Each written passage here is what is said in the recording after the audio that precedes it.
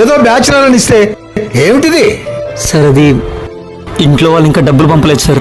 నేను జాబ్ ట్రయల్స్లోనే ఉన్నాను సార్. ఒక 10 రోజుల్లో రెంట్ ఇచ్చేస్తాను సార్. ఏమిటయా నువ్వు ఇచ్చేది? పొద్దు నుంచి సాయంత్రం దాకా తిరుగుతూనే ఉంటావు. నీకు అసలు ఉద్యోగం అంటూ ఉంటే కదా నువ్వు ఇచ్చేది.